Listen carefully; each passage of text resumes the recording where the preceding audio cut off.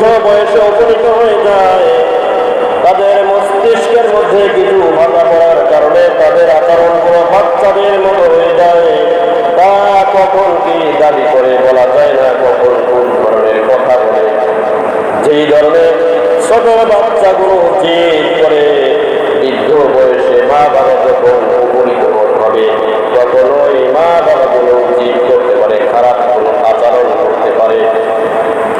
এই জন্য আল্লাহ তাআলা জানিয়ে দিলেন, মা বাবা যখন বৃদ্ধ হয়ে যাবে, যখন তারা অসৎ কোনো আচরণ করবে, অশুভনীয় যদি কোনো আচরণ করে, তারপরেও তাদেরকে কখনো তোমরা উৎসব করবে না, তাদের সাথে খারাপ কোনো আশা করবে না এবং তাদেরকে প্রমোট দেবে না।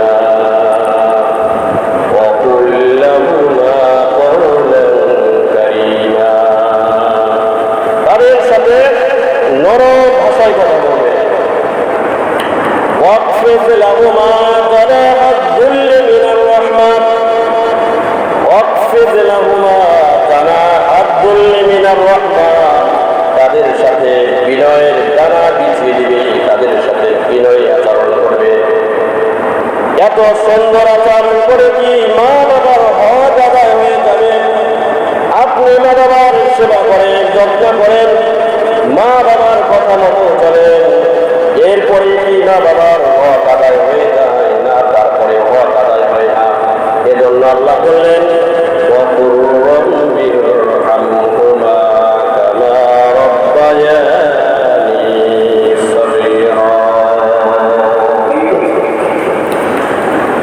ভালো আচরণ তো করবে, সাথে সাথে মা বাবার জন্য দোয়া করবে। রব, যেভাবে আমার পিতা মাতা আমাকে ছোটকালে আদর করে যত্ন করে লালন পালন করেছি, আমি যখন ছোট ছিলাম আমি বহু ধরনের অসৎ আচরণ করেছি, মা বাবা আমাকে ক্ষমা করে দিয়েছে, আদর করেছে, স্নেহ করেছে। আমার পিতা মাতাকেও তুমি ওইভাবে আদর করো, লালন পালন করো। মা বাবার সাথে শুধু ভালো আচরণ করবেন, করতেই হবে, সেটা আল্লাহ তাআলা সরাসরি নির্দেশ। এরপরে বসে তাদের জন্য দোয়াও করতে হবে। তাদের জন্য কি করতে হবে? দোয়াও করতে হবে। আমরা যখন ছোট ছিলাম আমাদেরকে সুন্দর আচরণে আমাদেরকে বড় করেছে। একজন সন্তান যখন ছোট থাকে বহু ধরনের অসৎ আচরণ তার থেকে প্রকাশ হয়, কিন্তু মা বাবা সেগুলো মেনে নিয়েই তাদেরকে কি করে? লালন পালন করে। আল্লাহ তাআলার কাছে ওইভাবে দোয়া শিখিয়ে দিয়েছেন যে তোমরাও ওইভাবে কি করবে? যেইভাবে মা বাবা সন্তানকে লালন পালন করেছে, তোমরা আল্লাহ তাআলাকে বলবে আমার পিতা মাতাকে ওইভাবেই কি করো? দেখভাল করো, এইভাবে দোয়া করো।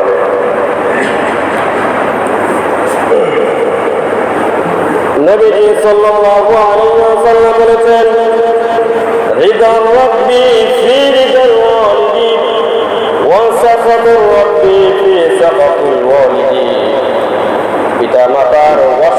পিতা মাতার সন্তুষ্টিতে আল্লাহ তাআলা সন্তুষ্ট হয়। অর্থাৎ যদি কোনো ব্যক্তি পিতা মাতার সাথে ভালো আচরণ করে, মা বাবা যদি ওই সন্তানের প্রতি সন্তুষ্ট হয়ে যায়, আল্লাহ তাআলা ওই সন্তানের প্রতি সন্তুষ্ট হয়ে যায়। সুবহানাল্লাহ।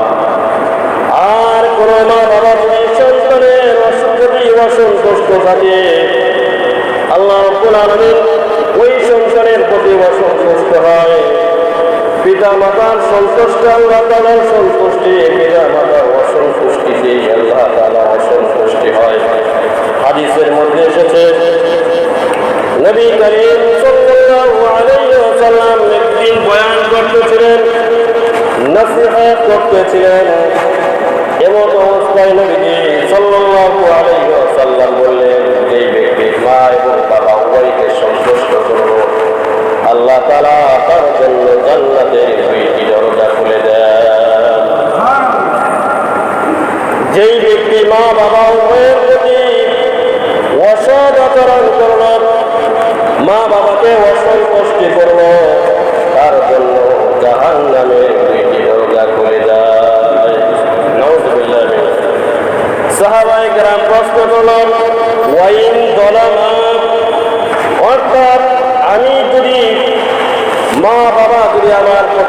জুলুম করে আমি কি এর পরেও তাদেরকে ভালো আচরণ করবো তাদের সাথে?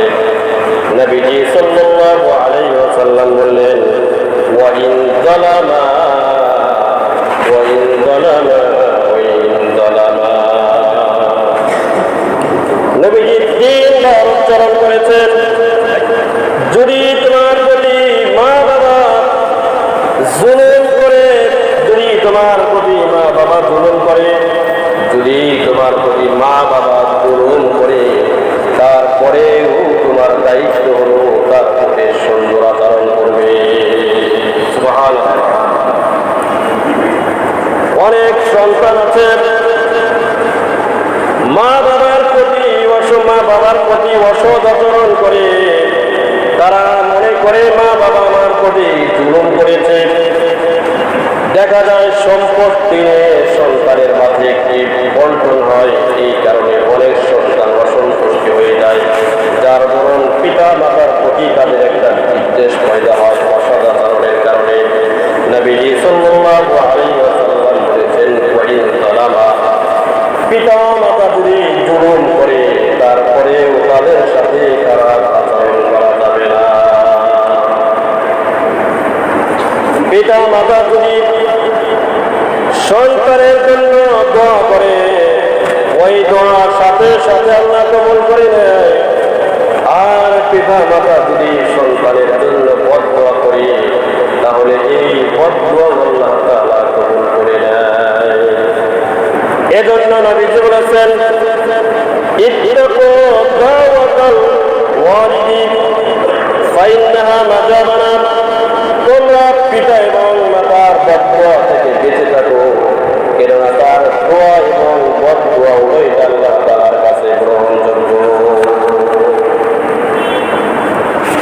আমরা পরিচিত কিছু বুজুর্গের দিনের ঘটনা সম্পর্কে আমরা জানি। ইমাম বুখারী রাহিমাহুল্লাহ তাআলা পৃথিবীর বুকে যে সর্বশ্রেষ্ঠ কিতাবুল্লাহর পরে সবচেয়ে বড় কিতাব হলো ইমাম বুখারী রাহিমাহুল্লাহ তাআলার কিতাব বুখারী শরীফ। এই বুখারী শরীফের মুসান্নিফ লেখক ইমাম বুখারী রাহিমাহুল্লাহ তাআলা এর বয়স যখন 8 বছর হল, রোগে আক্রান্ত হয়ে গেল, চোখ পুঁজিবান্ত হয়ে গেল। মায়ের বড় ইচ্ছা ছিল যে আমার সন্তানকে একজন আলেম বানাবো, যুগ শ্রেষ্ঠ আলেম বানাবো। এখন সন্তান যদি বন্ধ হয়ে যায়, লেখাপড়া তার কোনো পথ থাকে না, কিভাবে লেখাপড়া করাবে? মায়ের আশা বন্ধ হয়ে গেল। মা আল্লাহ তাআলার কাছে দোয়া করতে থাকলো। আল্লাহ তাআলার কাছে তাহাজ্জুদ নামাজ পড়ে দোয়া করে। ইমাম বুখারী রাহিমাহুল্লাহ তাআলার মা একদিন রাতে শুয়ে আছে, স্বপ্নে দেখে হযরত ইব্রাহিম আলাইহিস সালাম এসেছে। ইব্রাহিম আলাইহিস সালাম এসে ইমাম বুখারী রাহিমাহুল্লাহ তাআলার চোখের উপরে হাত বুলিয়ে দিয়েছেন, চক্ষু ভালো হয়ে গেছে। ইমাম বুখারী রাহিমাহুল্লাহ তাআলা চোখে দেখে এই স্বপ্ন দেখার পরে যখন জাগ্রত হলো, ইমাম বুখারী রাহিমাহুল্লাহ তাআলার মা সরাসরি ইমাম বুখারী রাহিমাহুল্লাহ তাআলার কাছে এসে দেখে ইমাম বুখারী রাহিমাহুল্লাহ তাআলা চোখে দেখতে পাচ্ছে। এটা ছিল মায়ের দোয়া। মায়ের দোয়া ইমাম বুখারী রাহিমাহুল্লাহ তাআলা যুগ শ্রেষ্ঠ একজন ব্যক্তি হিসাবে পরিণত হয়েছে। অনুরূপভাবে বনী ইসরাইলের মধ্যে একজন অনেক বড় বুজুর্গ ছিল, তার নাম ছিল কুরাইশ। ওই ব্যক্তি অনেক বড় আল্লাহর ওলি ছিল, তার নাম ছিল সব সময় আল্লাহ তাআলার ইবাদত বন্দেগী করতেন। এটাও ইমাম বুখারী রাহিমাহুল্লাহ তাআলা বুখারী শরীফের মধ্যে হাদিসটা উল্লেখ করেছেন। ওই কুরাইশ আল্লাহর ওলি নামাজরত অবস্থায় আছে, এমন অবস্থায় তার মা এসে ডাক দিয়েছে কুরাইশ। ইমাম ওই কুরাইশ আল্লাহর ওলি এখন চিন্তা করলেন, আমি আল্লাহ তাআলার সামনে দাঁড়িয়ে আছি, এক তো আমি আল্লাহ তাআলার সামনে দাঁড়িয়েছি, দ্বিতীয়ত আমার মা আমাকে ডাকছে, পথ অবলম্বন করবো চিন্তা বিক্রি করে আবার নামাজের মধ্যেই রত থাকলেন। এইভাবে 3 দিন পর্যন্ত ইমাম 3 দিন পর্যন্ত জুরাইসের মা জুরাইসকে আহ্বান করেছে, ডেকেছে। জুরাইস মায়ের ডাকে সাড়া না দিয়ে নামাজের মধ্যেই ছিলেন। এমন অবস্থায় ওই জুরাইসের মা বদদুয়া করল যে 3 দিন পর্যন্ত ঘুরে গেছে, জুরাইস ডাকে সাড়া দেয় না।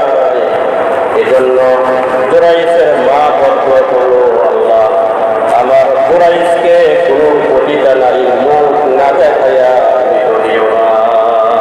আল্লাহ সাথে সাথে কিছুদিনের মধ্যে ঘটনা ঘটে গেল। একজন পতিতা নারী গর্ভে একটি সন্তান আসলো। যেই নারী বিবাহ হয় নাই এমন একজন নারী গর্ভের সন্তান আসলো। সবাই আশ্চর্য হয়ে গেল, এই মেয়েটির তো বিবাহ হয় নাই, তাহলে সন্তান আসলো কিভাবে?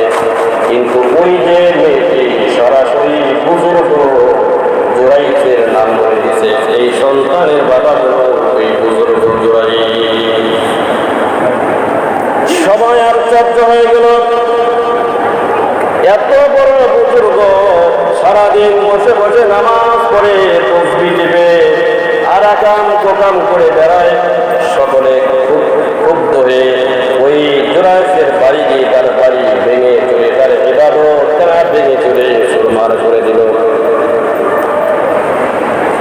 এখন ওই বুজুর্গ উনি তো জানে তার মা তার জন্য সরাসরি বদদুয়া করেছেন, তার মায়ের দোয়া কবুল হবে, এই বুজুর্গ তাও জানেন। উনি বুঝতে পেরেছে আমার মা আমার জন্য বদদুয়া করেছে, এটা হলো সেই বদদুয়ার ফসল। তাই ইমাম জুরাইস বলছে, আমি কোন সন্তানের বাবা, কোন মা দাবি করেছে আমি ব্যভিচার করেছি, জেনা করেছি, ওই মাকে ওই মহিলাকে পতিতাকে আমার কাছে আনো। ওই সন্তানকে যখন মা সহ হাজির করা হলো, ওই সন্তানকে জিজ্ঞাসা করলো, তথা ওই জুরাইস জিজ্ঞাসা করেছে তোমার বাবাকে? তখন ওই পিসির মুখ থেকে উচ্চারণ হয়েছে, আমার বাবা হলো অমুক রাখা। সুবহানাল্লাহ। কে বললো? ওই পিসির মুখ থেকে গেছিল। কারণ এই যে জুরাইস এত বড় একজন বুজুর্গ ছিল, যার কথা বাচ্চা, যে বাচ্চাকে কথা বলতে বলেছেন, বাচ্চা কথা বলেছেন। পৃথিবীর বুকে কয়েকজন বাচ্চা আছে এই যারা ছোট অবস্থায় কথা বলেছে, তার মধ্যে একজন হলো এই জুরাইস বুজুর্গের কথা বলেছে। তাহলে এই তো এত বড় বুজুর্গ হওয়া সত্ত্বেও মা বাবার বদদুয়া তাহার উপর হয়েছে, তার জন্য। তাহলে আমাদের উচিত হলো আমরা তো অবশ্যই আল্লাহ তাআলার ইবাদত করবো, আল্লাহ তাআলার সাথে কাউকে শরীক করবো না, এবং মা বাবার প্রতি আমরা কোনো বিদ্বেষ রাখবো না। আমরা সকলেই মা বাবার কি করবো? খেদমত করবো।